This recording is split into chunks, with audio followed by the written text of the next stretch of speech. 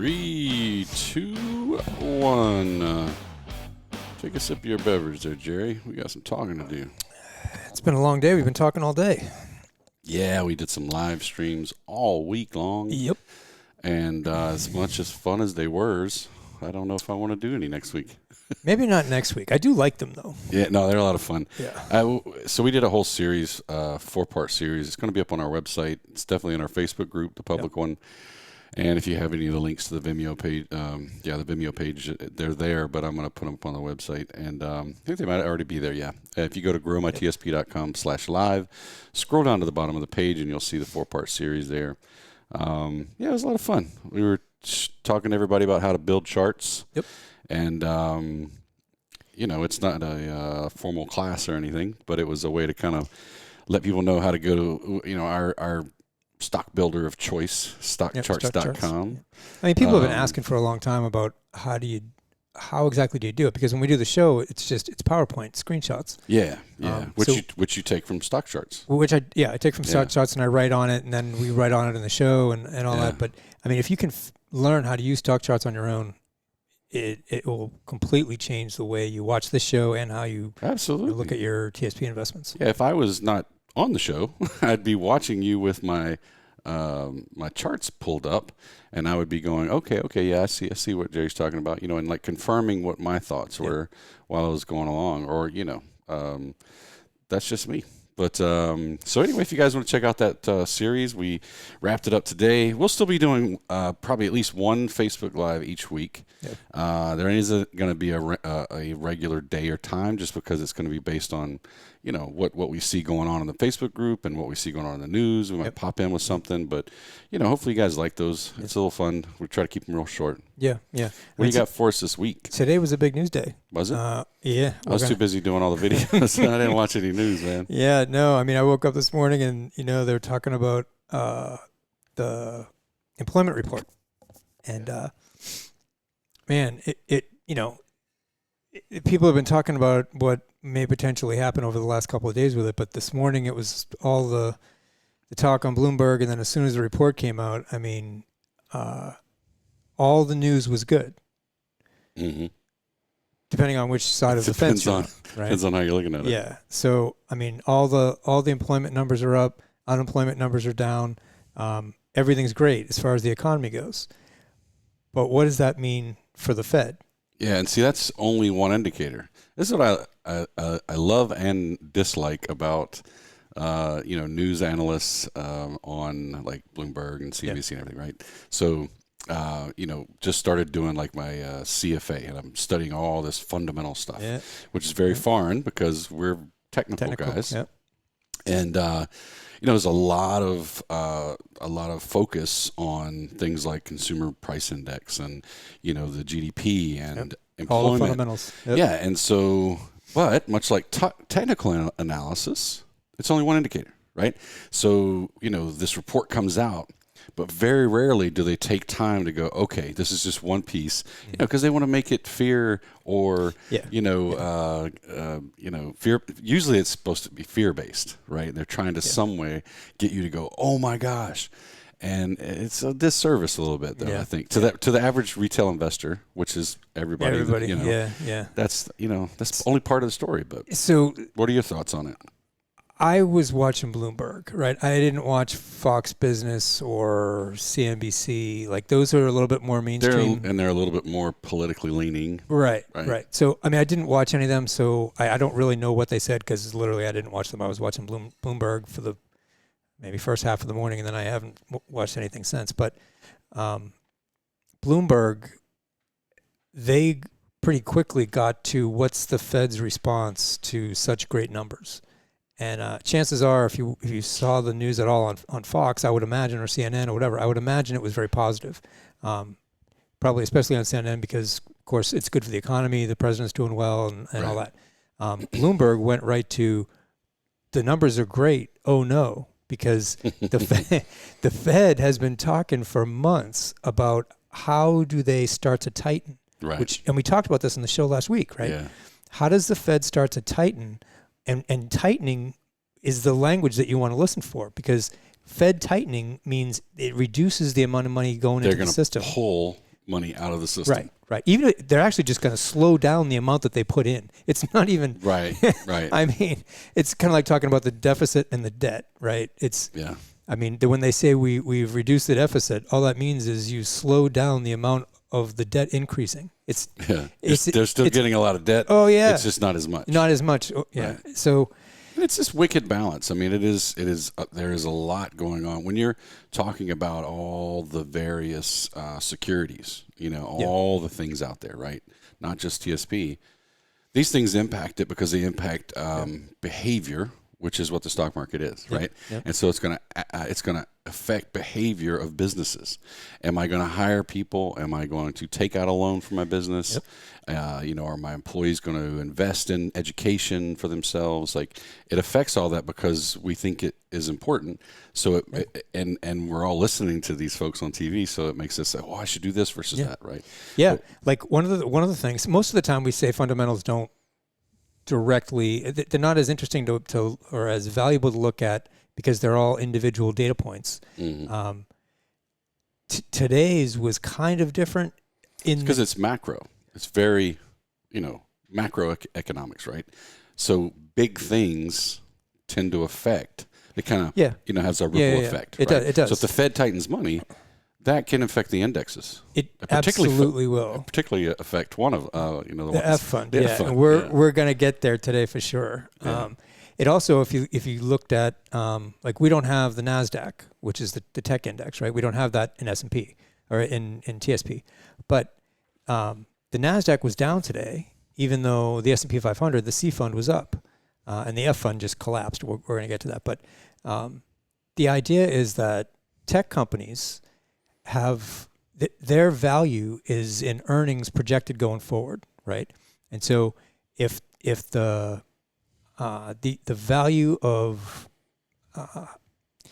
sort of money going forward is more expensive, then the earnings of tech companies or any growth company is less valuable going forward. Mm-hmm. So that's why the S&P 500 today did way better than the NASDAQ because they're way more fundamental or growth. It's like growth company, right. Not growth, but value companies mm-hmm. in the S&P versus the NASDAQ, and that's which is very high tech. Yeah, and in our case, growth. The S fund is as close to the NASDAQ as we get, and mm-hmm. The S fund was up for the week, and we'll get to that. But for today, the S fund was down, pretty significant. Not huge, but it was down while the C fund was up, and that's mm-hmm. why. But the F fund is definitely what we're going to get to today to talk about. Let's do it. All right. So weekly update show, 8 August 2021. It was a good week. As far as weeks go, it was definitely a good week for the stock funds, and it would have been a good week for the F fund as well until today. Basically, today wiped out all the gains and then some that the F fund made this week, and we're going to get to that. So what happened this week? We're going to stick with, we've been doing intraday charts, 1 month. The whole chart is 1 month, and each tick is 1 hour. Are you just going to leave Facebook 2 words? Are you just creating a new... that's going to drive me nuts, right? All right, I'll fix it. I know it's just auto in there. It is. Right? Yeah. I'll fix it. Remind me when we get done, I'll fix it. It's like... what Facebook. You might as well just put Book of Faces. Yeah. That'd be funnier. It would be funnier. All right. Facebook question of the week. I didn't have any great questions this week, but I did have one from a couple of weeks ago that is kind of evergreen, and so it's valuable, and so we'll talk about it. Then, like I said, we'll get into the F fund, what it is, and why today mattered. And we're going to stick with Greyscale Bitcoin Trust, not because I don't want to put up other stocks or securities, but it was another interesting week for Greyscale and for Bitcoin, and in the trying to keep everything as open as possible. I think last week I showed where I bought it. This Monday I sold it, and then over the course of the week it moved back up, and we're going to look at some Fibonacci retracement levels and some other things and where I might get back into Greyscale Bitcoin Trust. Then we got the 18-month weekly charts. Okay. So what happened this week? This chart right here was last week's chart that we did on the show. right? So it's a C fund 1 month hourly. So last week we talked about this move right here was one straight move. There is no 1, 2, 3, 4, 5. It's just it's a 1, right? So if this is a 1, this is either a 2 or an A, right? It's a 2 if it's the full correction to this move, or it's an A, and this would be the B, and somewhere down here would be the C. So you don't really know which one it's going to be because Elliott Wave works in hindsight. So if the C is down here, and 1, 2, 3, 4, 5, that would be the idea, right? So if we fast forward to this week, that's kind of what we got. We had the one move like this. This is not a 2. It's going to be an A. This is going to be an A, and then an A, B, C. So A, and then A, B, C for B, and then A, B, C for C. And now this we should have 1, 2, 3, 4, 5. That's what the Elliott Wave theory would suggest is going to happen going forward. And again, it's on an intraday basis. This is the whole chart is 1 month, and each tick is 1 hour. So what that is basically telling me is that I would expect the market to continue going higher from here, at least on, an intraday basis. And we should get some kind of 3, 4, 5. So I'm not looking to sell the C fund over the weekend. I'm not looking to do an alert on Monday, put it that way. Okay. And that's basically how I use intraday charts, just to get sort of a sense of what's going to happen going into the next day. So Facebook question for the week. When we get the TSP alerts, are we doing the exact same percentages for both the contribution allocation and interfund transfer? And we only had one answer, and it wasn't from me. Unfortunately, this question fell into the black hole of my Facebook, but as I was scrolling back through, I saw it. And the only answer was yes. You don't have to do it this way, but this is kind of how we recommend it, right? We get this question a lot, and that's why I put it up as the Facebook question of the day. A lot, yeah. Like every single time we do an alert, we get this question. And so there are basically two ways you can look at it. The way we look at it is, if you're distributed in the funds that we our allocation for that alert. For me, I want all my money going into those funds that I'm reallocating into. I want the new money. In my particular case, there is no new money, right. But I want, when I was employed, not a retiree, I wanted everything going into the buckets that I wanted designated.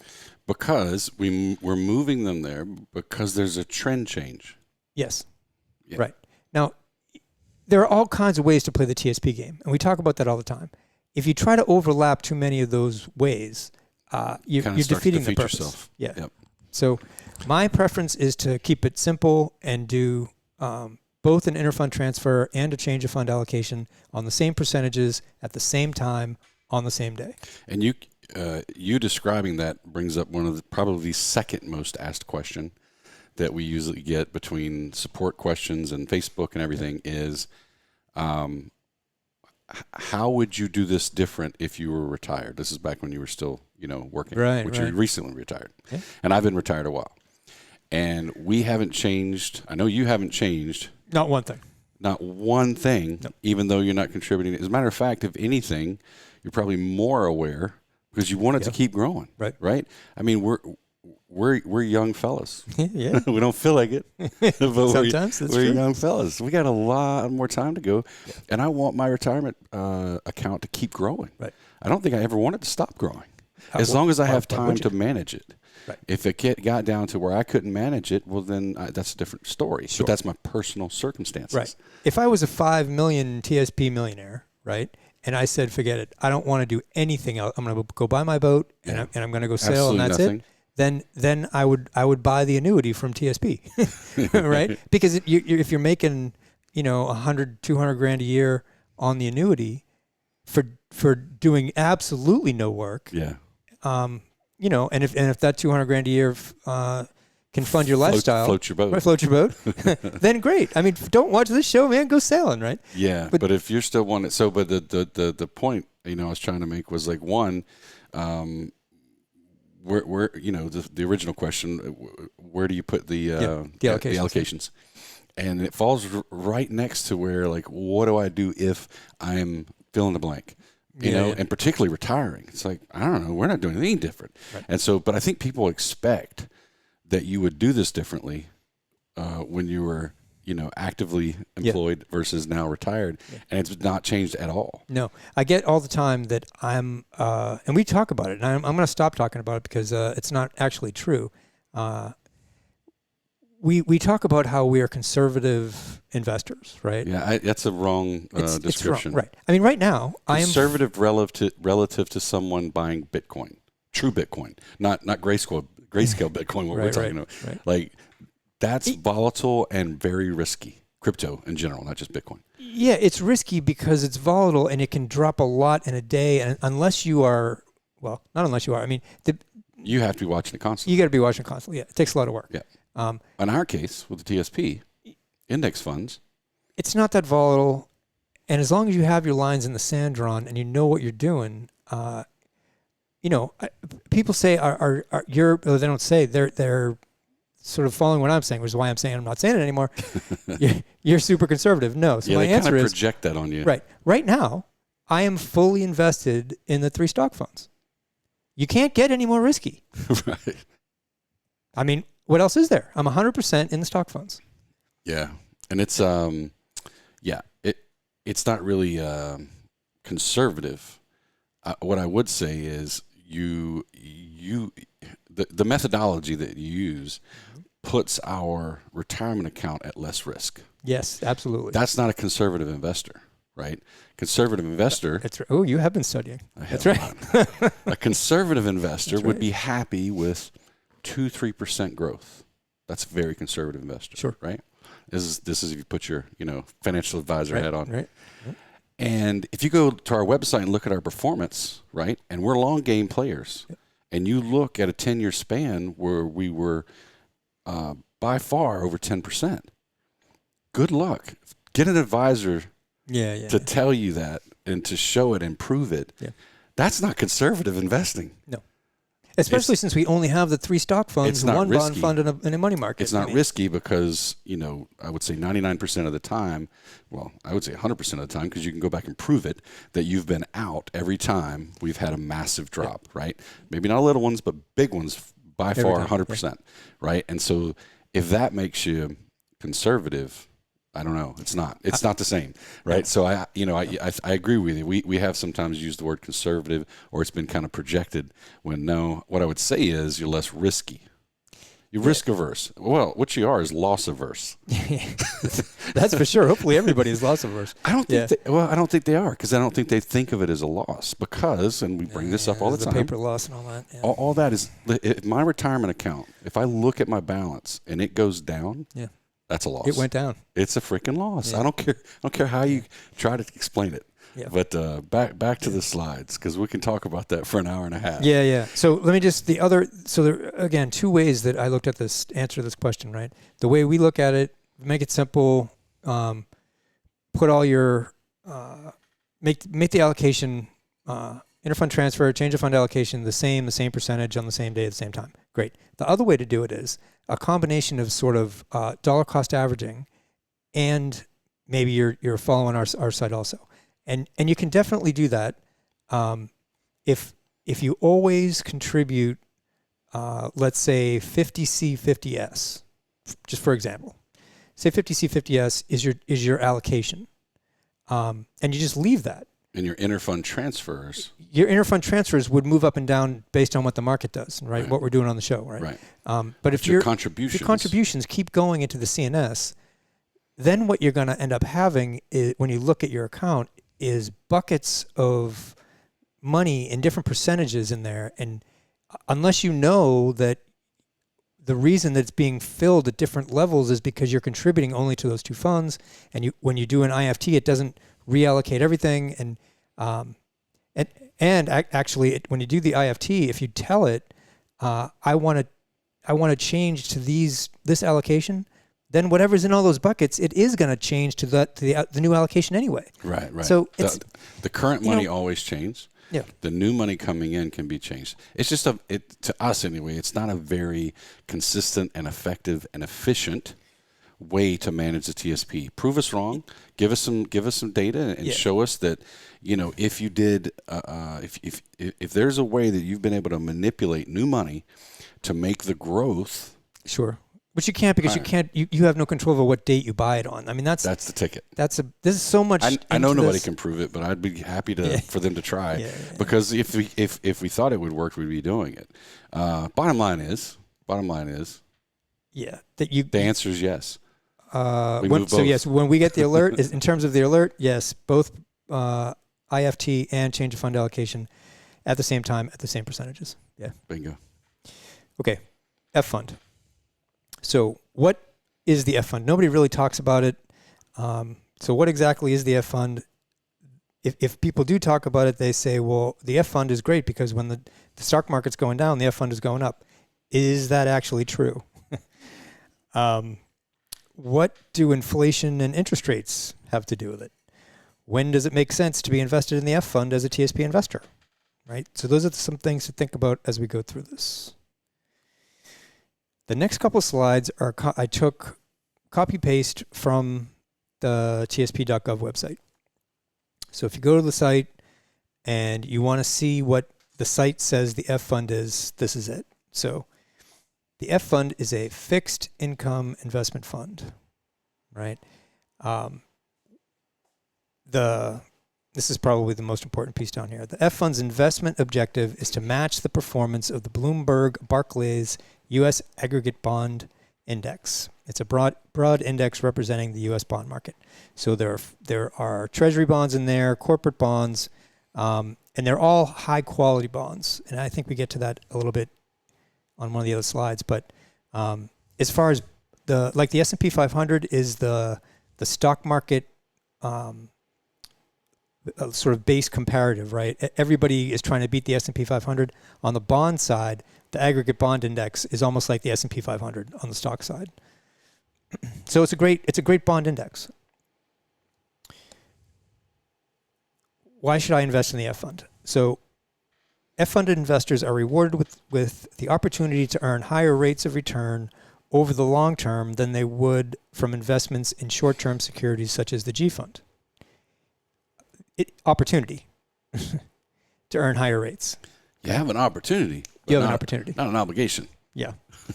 Or guarantee. No guarantees.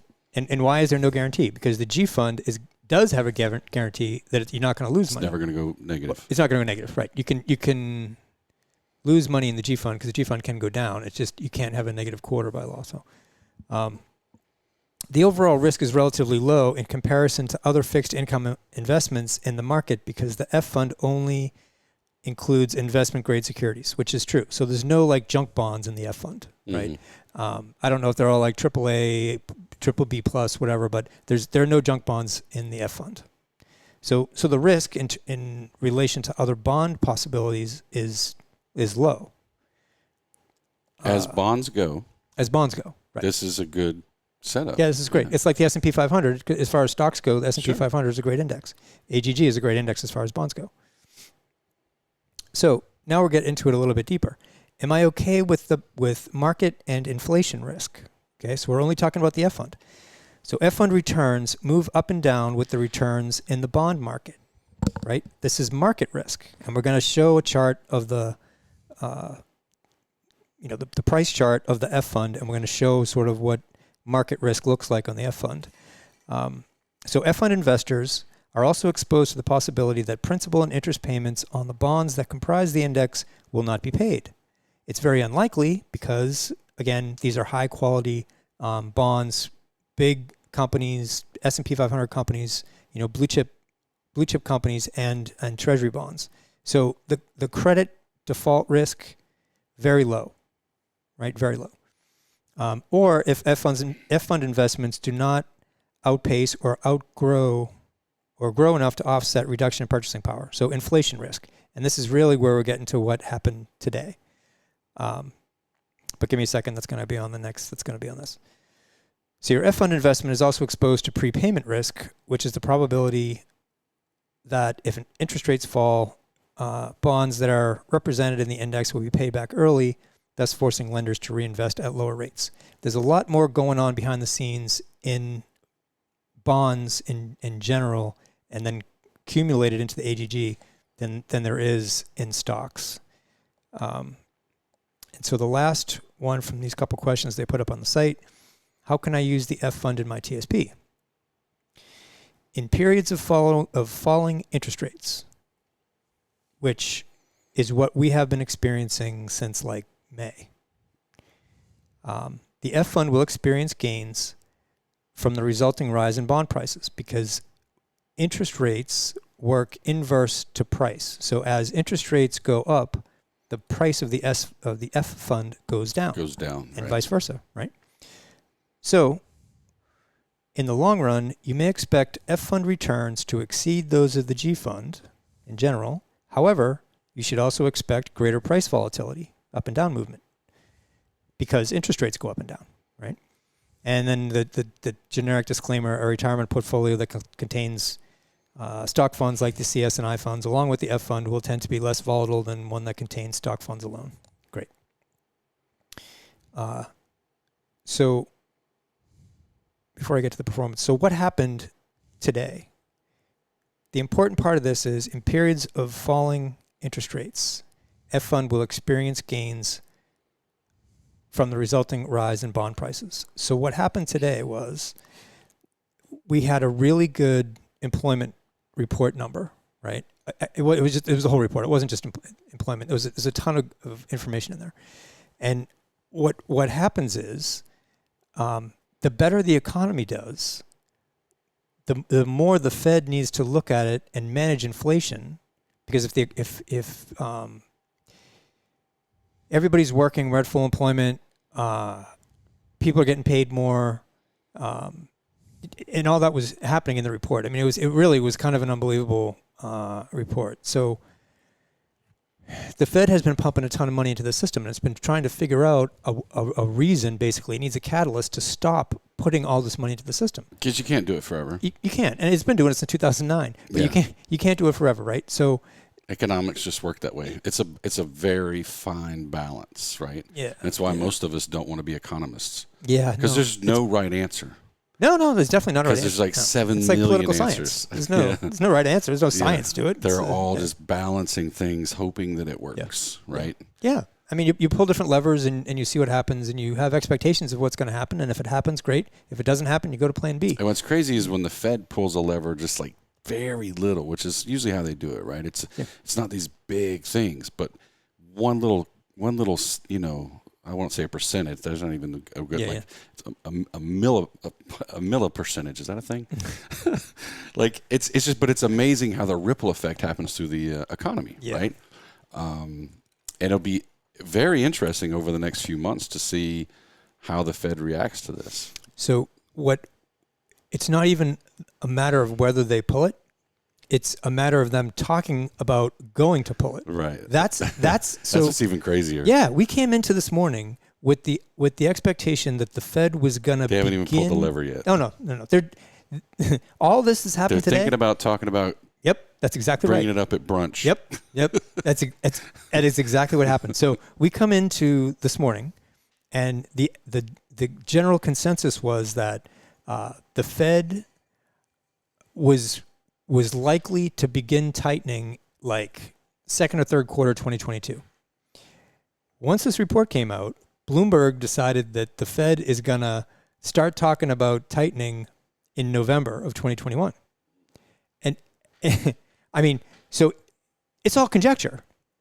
I mean, the Fed may look at it and say, "Nah, Bloomberg, we're not going to do that. Thanks for the tip, but we're not going to do that." Yeah. But they need something to talk about, though. Yeah, they need something to talk about. And clearly, this report gave some fodder for the Fed if it chose to use it as a catalyst to start tightening back down a little bit. Yeah. So the economy is very delicate right now, and I don't think that's a secret. More so than probably it has been. I don't know, in our lifetime. because you can go back and talk about 2008 and 9 and that kind of time frame, and we thought that it was very delicate then, very sensitive. Yeah. But not as much now because of so many unknowns, right? When you throw this COVID variable in there, Yeah. and it just doesn't seem to go away, and there's different versions of the narrative, any politician, which, the Fed isn't supposed to be political, but it is. Yeah. I mean, they're political appointees. We know how that works. Yeah. Anybody watching this show that's a government employee knows how that works. The point is, it's so very hard, because if we had time to go into it in this show, and it'd be a fun show, but it would be so far outside of what we normally do with technical analysis. But if you did throw all the fundamental macro level economic things going on right now, interest rates, bond rates, what the Fed might do, like all those things that normally are pretty simple, right? Meaning like Stable anyway. They take money out of the system, they put money in the system. Yeah. Businesses are hiring or they're not hiring, right? Like all those things are just wackadoodle right now. Yeah. Nothing makes sense. Nothing, right? Yep. So it's like, this one indicator is probably not. I'm making the call right now. I'm going to say that like the Fed isn't going to touch anything for a while, because man, what if you screw that up? Like they don't want to be that. They don't want to be that person. No. You're right. I expect you're probably right. Yeah, it's too much going on. Now we might get to November and have a better idea of what's looking. Only if the narrative, and I use that word a lot, and people might not understand what I mean by that. It's like the story that's being told. Whether we like it or not, the story that's being told, and I'm not just talking about the media, I mean amongst ourselves and everything, the story drives the whole train. It does. Because we're buying into a story, a thing that's happening, right? Unless you're making decisions based on the chart. Yeah, and that's honestly why we default to price and volume, because those are representations of whatever it is. We don't care why. It is what actually happened. It's what's happening. We don't care why. Yeah. We really don't. We do care. I like talking about it. It's great. We do care, but it's not going to affect our investment decision. No. Not really. Now, what it will do in many cases, particularly if you move outside of the TSP, right? So we take a step back out of there, and you might be in your IRA account, and you might have different things going on. Then you might think about, how is this going to impact a certain sector? How is this going to, because there's all sorts of things that we should be looking at. If you care about the employment report, make sure you're looking at the housing report. Yeah. Make sure you're looking at the building, the industrials, like all those things play in. So don't freak out when the media tells you about one thing.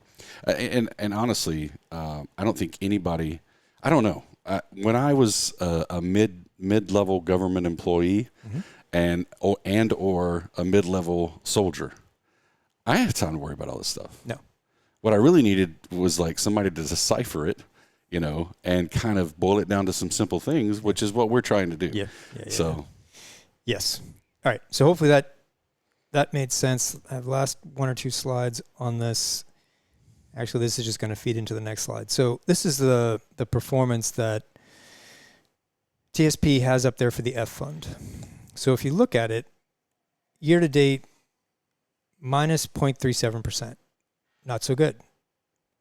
1 year, even worse, minus 0.52%. 3 year, 5 year, 10 year, not too bad. Not quite as bad. But this is why I don't like snapshots. Okay. You don't tell the full story. No. I mean, if you looked at year to date, minus 0.37, and then you look at this chart.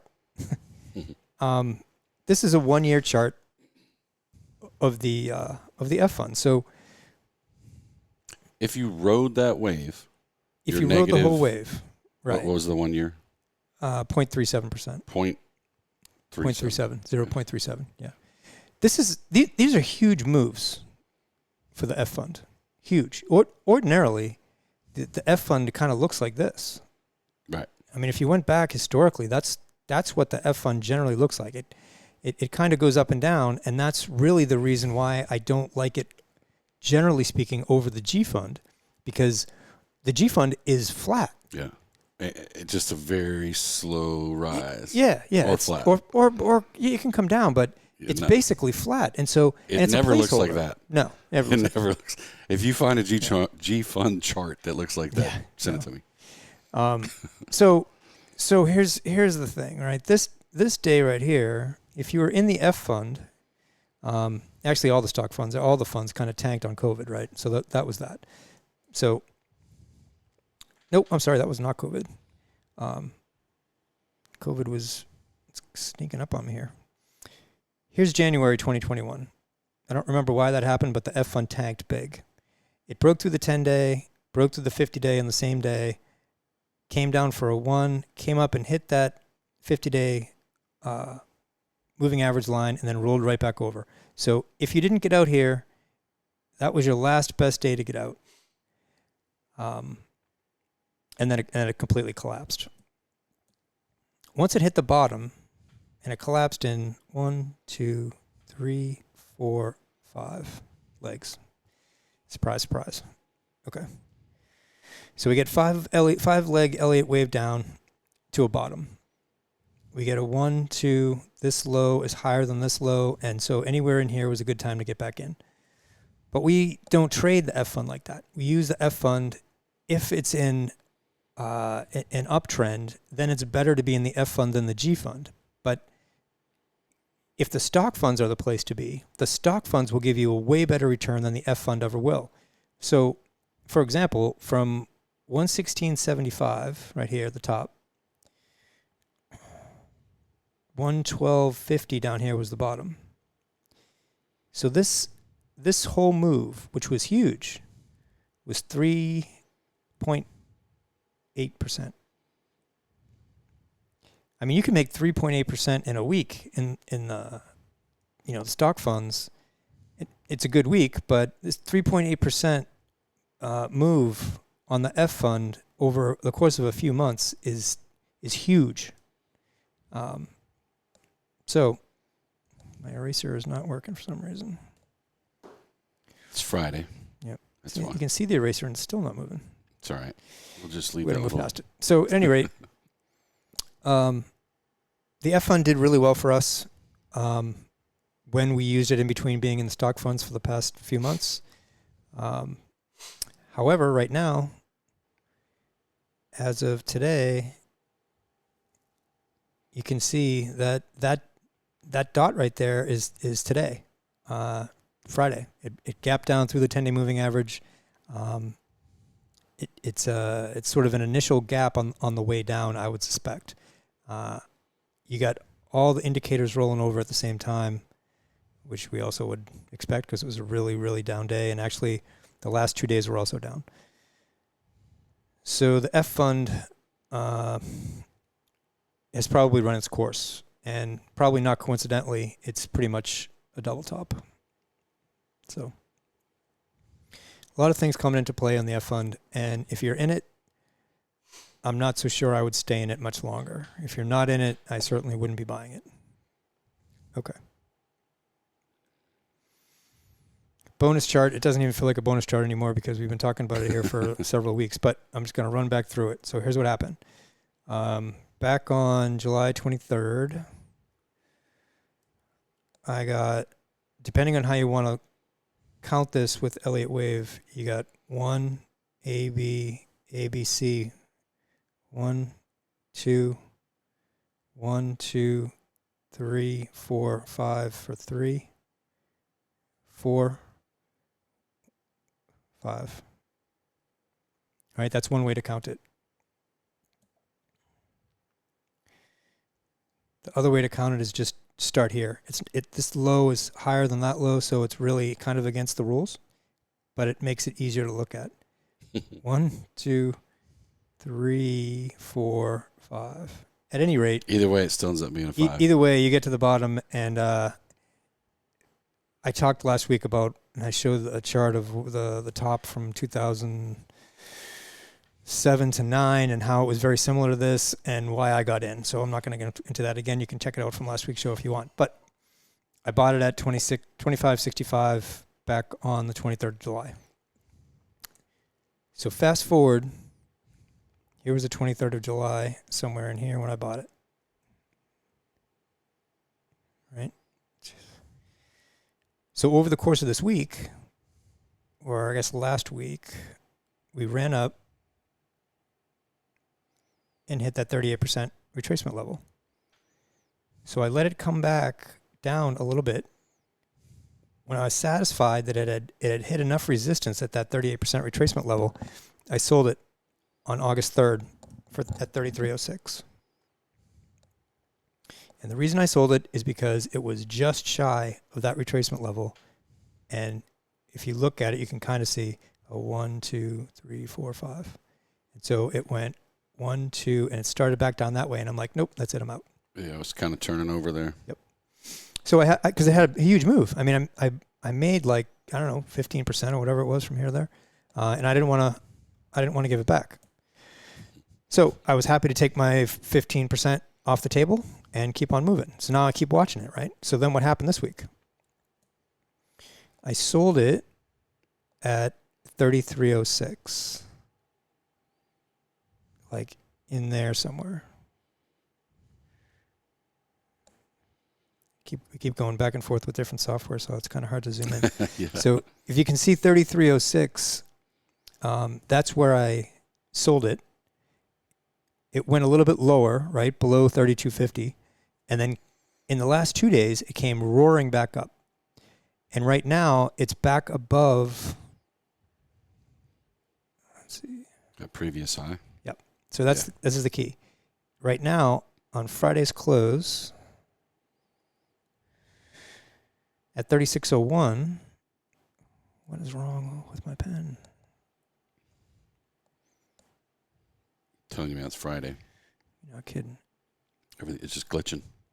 At 36.01, we are higher than this high here. Mm-hmm. Okay. So now I'm looking at that and I'm going, okay, there's two possibilities here. We got the 1, 2, 3, 4, 5 down to here, right? So either we got an ABC correction, Mm-hmm. right? Which if this is a 1, this would be the 2. Or it's testing that resistance. Yep. So maybe it comes up to the 50 or even comes up to the 61.8, but at some point ABC and then it comes back down here like that. Mm-hmm. That's one possibility. And a lot of people think that's what's going to happen. The other possibility is we get 1, 2, 3, 4, 5. Mm-hmm. It just keeps going, right? So how can you sort of try to anticipate which is the most likely possibility? Well, based on the information you have right now, Yep. I don't know. I'm going to show you. I knew you were. So right now we're looking at a 8-month daily chart. Oh, are we going to zoom out? No, sir. We're going to zoom in. Man, I love it. Okay. Now we're looking at... But let's pause for just a second. Okay. So, again, I like to always give this disclaimer. Why are we talking about Bitcoin in a TSP show? Well, first of all, it's something that Jerry and I are both, playing with on the side. Yep. And it's a topic that a lot of people talk about. Yep. But doing charts, the bonus charts, the idea is let's talk about something besides TSP because the charts look different and because there's a lot more volatility. Right. It's a learning experience, right? Absolutely. So if you don't care about Bitcoin, don't worry about it. Look at the chart and go back and forth between those two charts and see how they look drastically different. Yep. So we were sitting out here, not even very far, and then we zoomed in, and that thing doesn't even look like the same. When we do that with the index funds, it's not quite as drastic sometimes. Right. Most of the time. Yeah. Sometimes it can be. But it can be. I mean, you're absolutely right. The only reason we're doing this is to give more examples of charting. That's it. More context. Yep. So plus, if you're into Bitcoin. Yeah, if you're into Bitcoin, great. So here's where we were, and all we're trying to do is figure out: is it more likely that we have an ABC, or is it more likely that we have a 1, 2, 3, 4, 5, right? And it's more likely than not. It's not. None of this is guaranteed. Let's zoom in. So we're going to zoom in. We talked about what part of the other chart is this? This is 2 months, 30 minutes. If you go back, how much of that chart are we talking about right now? Because this sometimes helps me, and I'm hoping it's helping other people. So if you draw a line, So I guess like that. Right in there, Let me right? just see. Yeah. So that's zooming in right about there. Yep. So Yeah. this is this high right here. I hope that helps people because it this does high right me there. to go, okay, that's where we did. Yep. We zoomed into that one little chunk. Yep. That's where we're looking at right here. Okay. Okay. So we just zoomed in. And now we're going to only really look at this part right here. Because that part is right there. that part. Okay. So we talked about either the last show or the one before, impulse waves versus corrective waves. So whether the market's going up or down, or the trend is, well, not the market, the trend is going up or down, it's an impulse if it's moving in 5 legs, and it's corrective if it's moving in 3 legs, right? So like this, for example, 1, 2, 3, 4, 5. Impulse. Impulse. An impulse generally meaning that it's kind of a longer trend. Correction being like it's not really going up or down. It's just kind of moving sideways. A correction is correcting the impulse wave before it. Okay. Right. So whether that's up or down, the impulse. Yes. The correction is moving in the other direction. Okay. It's like waves on the beach. Right. I mean, the tide comes in and it comes back, and it goes in, but it doesn't go as far in. Comes back, goes in, and not as far. So now you know the tide's going out. It's the same sort of idea. So you got 1, 2, 3, 4, 5. That's an impulse wave down. So if you're looking at that chart, if you didn't have all this, if you were just looking at this right here, you would expect that the next move would be a correction. Is a correction, and then after that correction is another down leg, right? Right. So we had the little correction. 1, 2, 3, 4, 5, and then we had A, B, C. Little correction. And then we got the 1, 2, 3, 4, 5. Right? So this whole thing is A, B, C. Right? And if that's the whole correction, If that's the correction. then in the big scheme of things, you would expect it to go higher. Right. Even though we got a little bit of a jiggle there, you know, in through late July, early August. Right? You know. Yes. It's hard for me to see the on my chart. Yeah. No, it's okay because here's the, like I said, we're zooming into this part of the chart right here. Right. So if this is A, B, C, right? Then we got 1, 2, 3, 4, 5. So let's call that a 1. And then we got A, B, C. 2. Let's call that a 2. And if that's the case, this ought to be 1, 2, 3, 4, 5, and for a 1, and then a 1, 2, 3 for a 2, and blah, blah, blah. And it keeps it should, based on this chart right here, it should go higher from here. It doesn't mean it will. Right. It's just that the count supports the price going higher. And we'll come back to this, whether you get sick of it or not, because right. because it's telling a good story. Well, you know, it's telling a good story, and let me just add one more part to the story.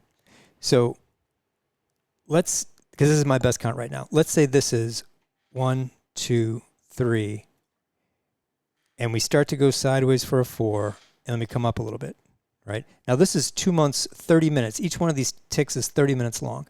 So this could all happen in one day. So let's say we get to the top here at that 5, and then it goes 1, 2, 3, and comes back down to like 34,500. No, Greyscale. Comes down to 3450. Mm-hmm.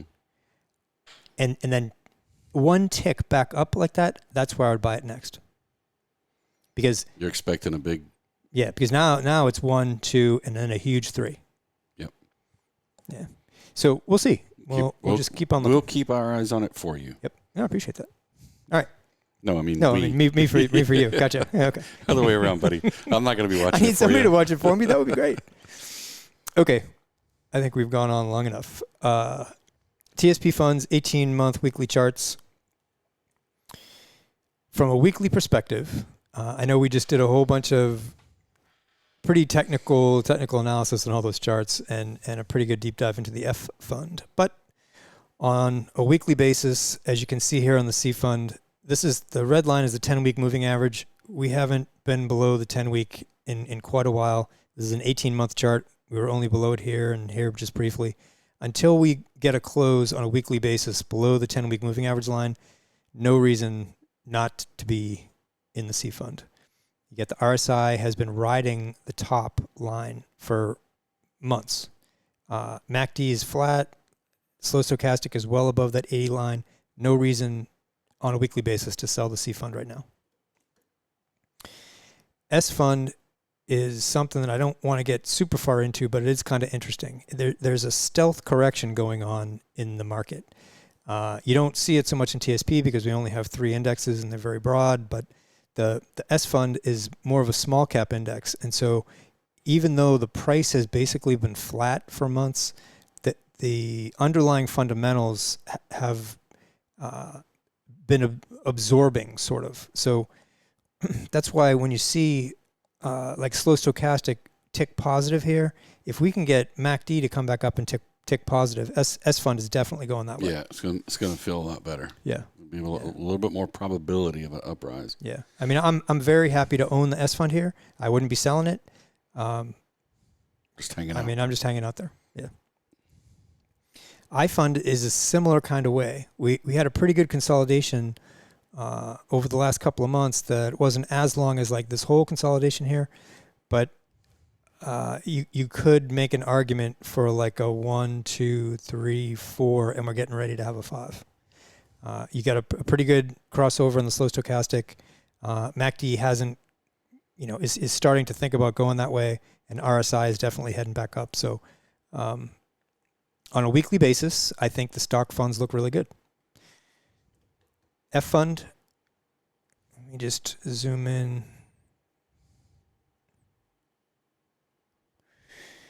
The F fund took out the last 2 weeks worth of gains, and almost all of that happened today. So, Boom. Yeah, I mean, we were talking about weekly charts, and on this chart in particular, we kind of say that as long as it's above the 10-week moving average line, you're in good shape. If it was me and I was in the F fund, I wouldn't ride it out that long. Be getting ready to skedaddle. Yeah, on a day, because this is on a weekly basis. You got RSI rolling over. You got MACD definitely kind of stabilizing, and you got slow stochastic, which had been well above that 80 number for the last several months, just barely above it now at 80.56. If I was in the F fund and it was ticking lower on Monday, I'd be out. But I'm not in the F fund. Questions. All right, guys. Yeah, great show. Hopefully you guys got something out of it. We did. We enjoy it. Didn't realize my water was like in such the way of the camera there. Everybody? Oh. No, not blocking me. I'm way bigger than that.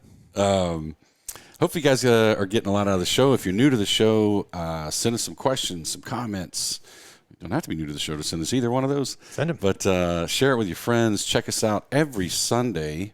This comes out on our Facebook page, in our Facebook group, and on our YouTube page.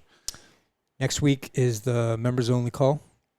Thursday. Yes, it should be up on the site. It is up on the site. Hopefully, every member has gotten the reminder to go sign up for it. If you sign up in the last day or two, you might not have seen it. So every month we do a members only call where we talk about the performance. We dig into the PIP and the rates of return, the performance of our methodology and all these things. So it's a good deep dive. Yep. It's great for members to kind of get an inside look at how things are going.